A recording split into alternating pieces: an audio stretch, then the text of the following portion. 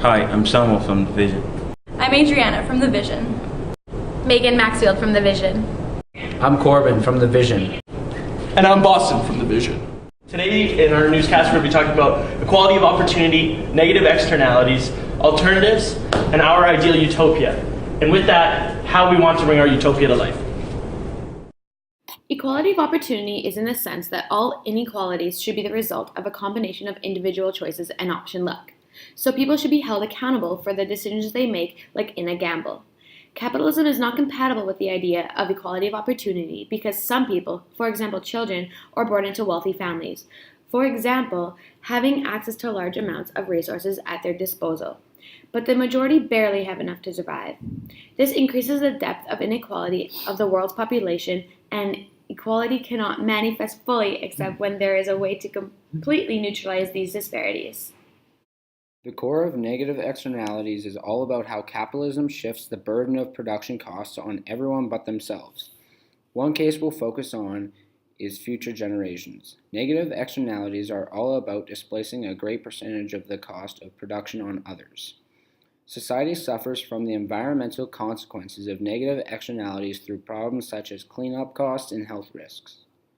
Future generations are more at risk than we currently are, but to much dismay are not able to negotiate any voluntary exchanges that could be done with the corporations in hopes of reaching a compromise that benefits all parties in a positive manner. One example of an alternative are the rising levels of carbon dioxide in the atmosphere as a result of the burning fossil fuels. This is a negative externality because of continuous usage of fuel as a form of energy. This will also lead not only to the depletion of this precious natural resource, but to the extinction of every species. Erik, Olin, Wright tries to warn us about envisioning real utopias.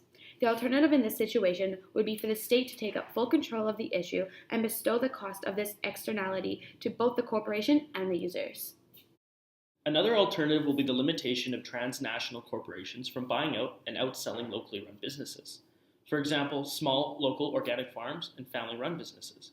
Limiting corporations in this capacity will promote more opportunity for small businesses, which will ultimately reduce the amount of materialistic inequality and create a more balanced society.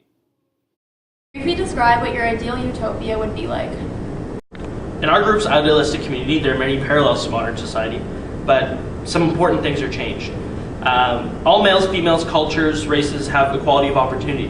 Wealth does not play a factor into getting into the best schools, getting good jobs, or securing property. Another change within our community would be a decrease in fossil fuel consumption. Corporations and individuals would be taxed alike based on their outputs.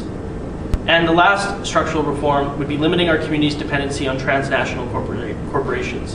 By keeping our economy stable and supporting local businesses, food, and banking, we can stimulate our own growth without the help from big box stores. How can we practically bring this utopia to life? We feel as a group that the best cause of action in regards to bringing a real utopia to life is to not wait for the other man to throw the gauntlet, but to do it ourselves. So we as a group are going to start growing our food by cultivating a small garden and promoting sustainable agriculture by distributing flyouts containing information on global warming, reducing air pollution, and more. In summary, we are going to take a stand for Mother Earth, and by doing so, we strongly believe that we can make a real impact. And from all of us here at the Vision, we thank you.